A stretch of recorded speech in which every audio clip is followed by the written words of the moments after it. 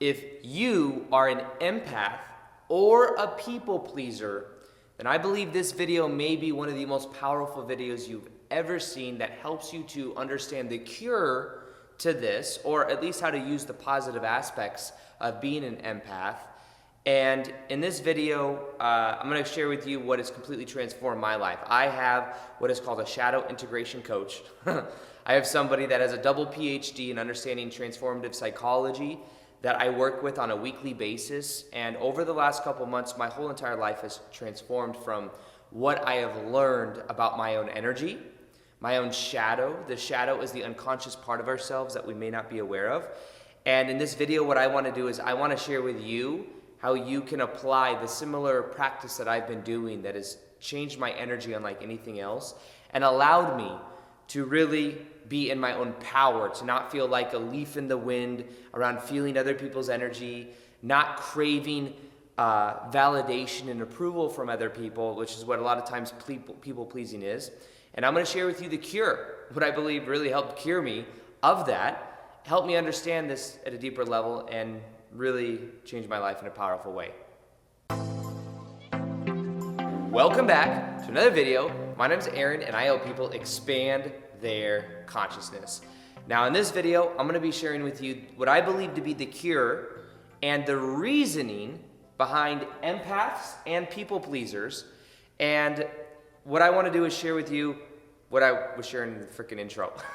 So first off, the thing about this that I want you to understand is that being an empath, being a people pleaser, it is a survival mechanism that was learned at a young age. Now, most likely, your parents or your environment growing up, there was a certain way you had to be in order to receive love and validation and support to your parents. That's what creates a people pleaser. Empathic people tend to be people that are very sensitive, and one of the reasons they are sensitive is because at an early age, they had to tune themselves to their environment, and when they did, they in a way that was a survival mechanism that helped them get by. And it is something that I think many of you watching this video, many people that go through a spiritual awakening have that empathic type energy where they're able to feel other people's energy, read people like a book. I know since I've been young, I've been able to read people like a book. And many of you know my story.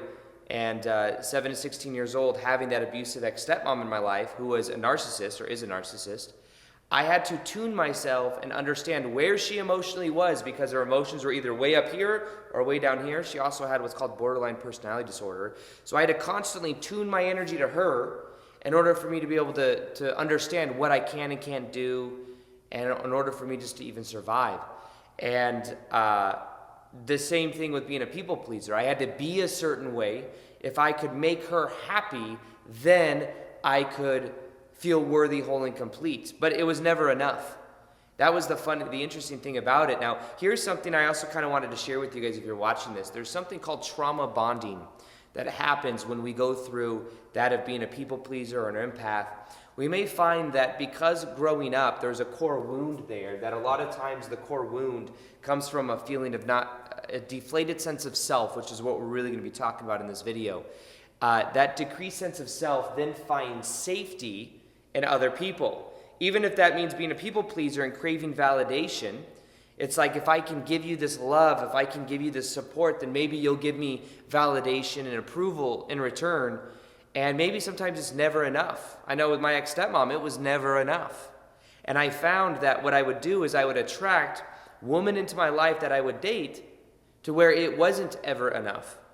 To where I remember the first girlfriend I ever had after my ex-stepmom, my dad divorced my ex-stepmom, was somebody that was very controlling, jealous, and similar energy dynamic, but I felt comfortable with those emotions. I felt comfortable with somebody trying to control me. After I broke up with that ex-girlfriend, I got transferred to a better shoe department at Nordstrom's, and that manager was completely controlling, pretty much a clone of my ex-stepmom. So most likely, if you're a people pleaser, an empath, you probably attract people into your life that have a strong frame or that have a strong sense of self. And you may feel comfortable and safe in their sense of self.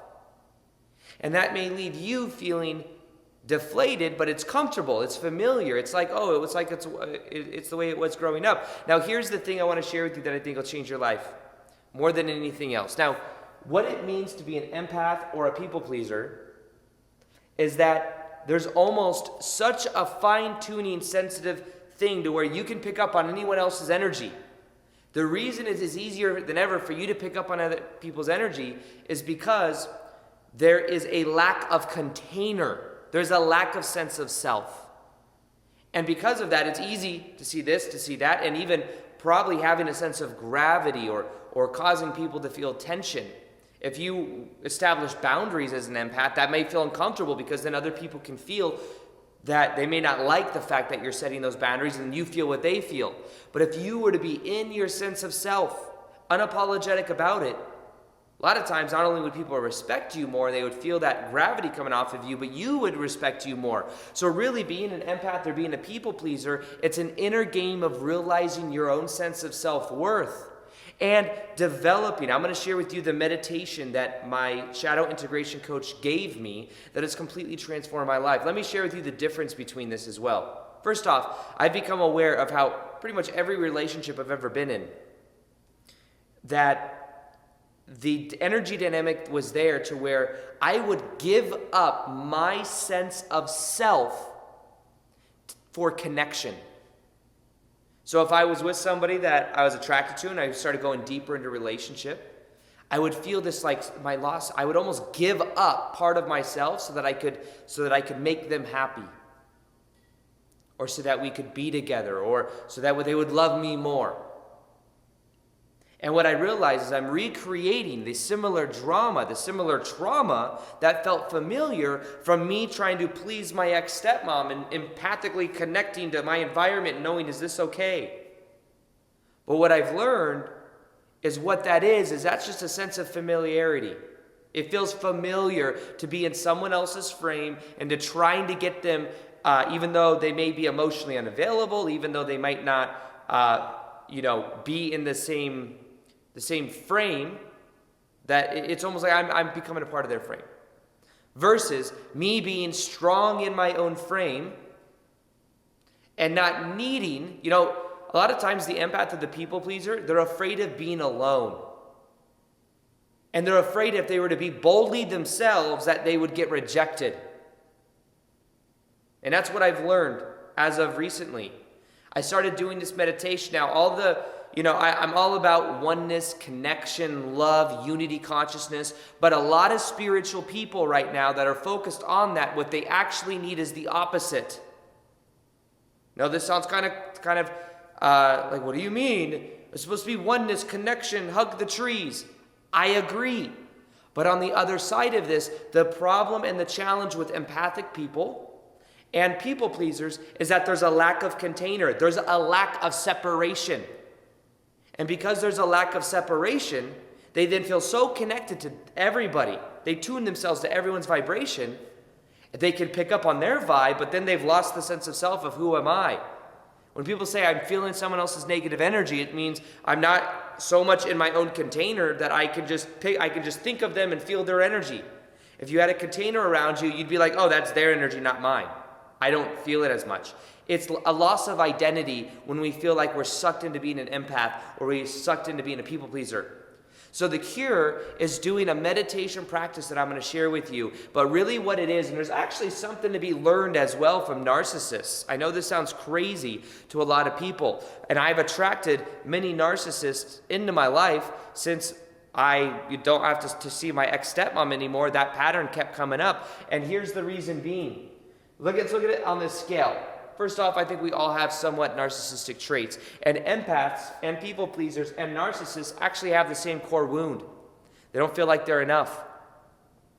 And they don't have a strong sense of self. Well, the narcissist has an unhealthy amount of that to where what they'll do is they'll take someone else's attention. They'll take something from someone else in order to feel that sense of self. But they do have a strong frame. And because of that, they tend to attract empathic people or people pleasers because their strong frame feels safe. And because it feels safe and familiar to the trauma bonding when you're a kid, then you gravitate towards the narcissism. The narcissism is saying, me, me, me, me, me, give me or I will take.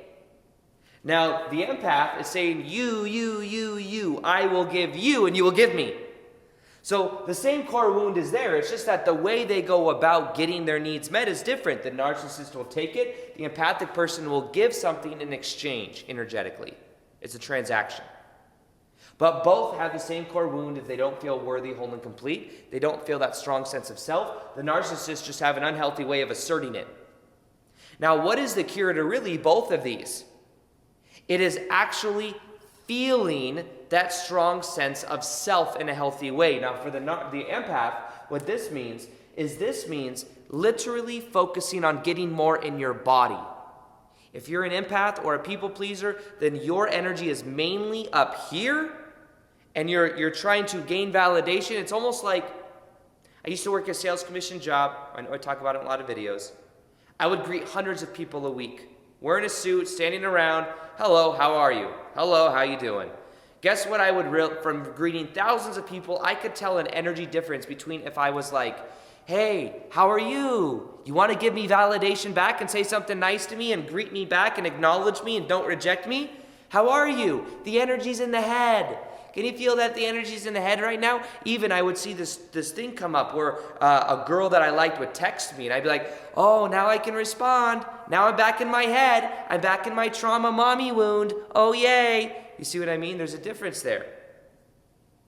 Even though the ex-stepmom wasn't my real mom, by the way, but we were brainwashed into not being around our real mom, so that would be considered the control dynamic there. But it would bring me up into the head. So here's the cure. If I'm like, hey, how are you? You don't want to say hi back to me. Why? Because you can feel that neediness from me. I want something from you. Hello? Would you like to say hi to me? You see, it's unattractive. It's repelling. It is not magnetic. But I would notice that the days I was in the best vibe and I was not attached to outcome, and I would say things like, hello, how you doing? How are you? I don't need you to respond to me. I'm already whole and complete. How are you? How are you? You can even feel I'm more in my body now. I'm speaking from more my heart and my body. I can literally feel the energy in my hands and my feet. I'm grounded. I have more magnetic energy now because I'm in my body and people respect my container. My body is my container, okay? But it's different. So what is the difference between these two? One's in the head and is a trauma thing, and it's like, hey, can you give me and please don't reject me? And one is grounded. One does not need the validation, the support, whatever it is. So the key and the cure to the empath or the people pleaser is having a stronger sense of self and being in your own frame. I'm now moving into a phase of my own life where I'm becoming more in my own frame than ever before. Frame meaning my own sense of reality. My own sense of gravity and boundaries, what is okay, what is not okay. And because I'm establishing that, I feel much more empowered. Now, here's the meditation practice that I think will change your life. This is what I do. I think it's called Zazen or something like that. My shadow integration coaches, I've been doing it for months now. Basically what I do is I stare at a candle flame. I've been doing this for 10 years, staring at a candle flame. But what you do is as you stare at the candle flame, you take in deep breaths in, out. You observe your thoughts, not try to control them. And then here's the biggest game changer. On the in-breath, focus on the separation between you and the flame. Not the connection, not we're all one consciousness, the separation. Empathic narcissists need to hear the connection. So let me explain this and you'll understand what I'm saying.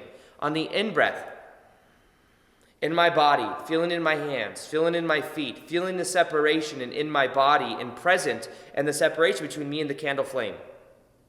This is one and one. Think about it in the matrix, one and one, separate.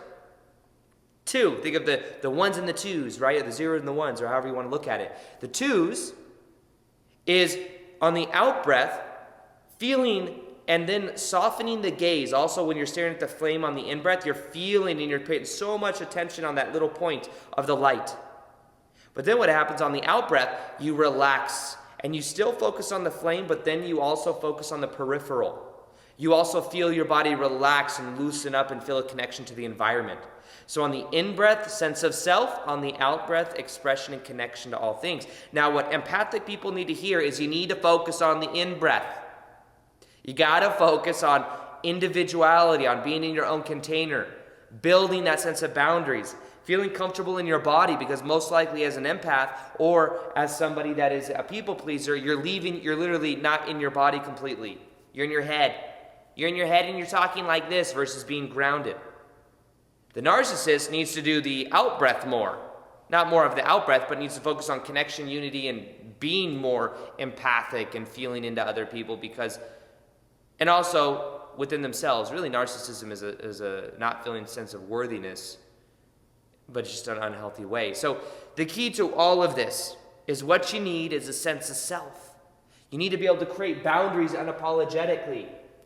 You need to go to your core wound and realize that if you feel not whole and complete, it could have stemmed from childhood. And what you could do is give yourself the emotions you craved growing up. The sense of self, the empowerment, not feeling shame for your sensitivity as an empath. Knowing that if you're trying to exchange and trying to get approval from anybody else, then you're literally projecting out those insecurities. And remember, people feel what you feel. If you feel lack or you feel like not enoughness, they're feeling that. If you want to have magnetic energy, the key is getting more inside your body than ever before. And the thing that all empaths and all people pleasers need to hear, especially right now more than ever, is that the cure is you developing a strong sense of self and feeling worthy. And as you do that, you'll find you start to feel more powerful. You start to show up in the world in a powerful way. When I'm walking around my neighborhood, I can feel the difference between the old part of me that have been like trying to say hi to people, walking around, looking for that, if I passed somebody and didn't say hi to them, I'd feel like I was rude. Now I see a difference because I tune myself to their energy. Are they going to feel bad if I don't say hi to them? But now it's completely different. Now when I walk around, I'm so grounded in myself, I can give two shits whether somebody says hi to me or not. And the funny thing is that then there's more gravitation, more magnetic energy there. Not to say I'm being a dick, but I just don't care one way or the other. I'm not trying to get validation in the way that I was before. So the biggest game changer is developing a sense of self, meditating, feeling worthy, and really focusing on the separation. Yes, unity, consciousness, 5D, we're all ascending to a higher level of consciousness that's all focused on unity and connection, but you're still a physical person meant to have an individual experience and to feel safe in your own container. If you don't feel safe in your own container, guess what you're going to do? You're going to look for some narcissist or some other person that is appearing to be safe in their container, and you're going to try to become a part of their frame. So what do you do instead? You become safe in your own frame. And as you do that, you'll find that your life changes. And one of the most powerful ways to do this, I found, is completing the past. There's a meditation I have on completing the past. If you listen for 21 days, I think it'll change your life. I'll go ahead and link it below. It is a powerful meditation. Read the comments, see what's possible. Commit to it for 21 days and watch how you begin to heal a lot of this core wound trauma stuff. So with that being said, if you didn't know as well, I have a podcast channel, Into the Vortex with Aaron Doughty. I have some episodes that'll go deep on this. You'll see those here, or you'll see it in the description box. Also, you can subscribe on iTunes and Spotify. I post 2 a week there. There's a backlog of a lot of really good episodes as well. And if you didn't know, there's a podcast. So with that being said, I'll talk to you guys in the next episode. Peace, much love, and namaste.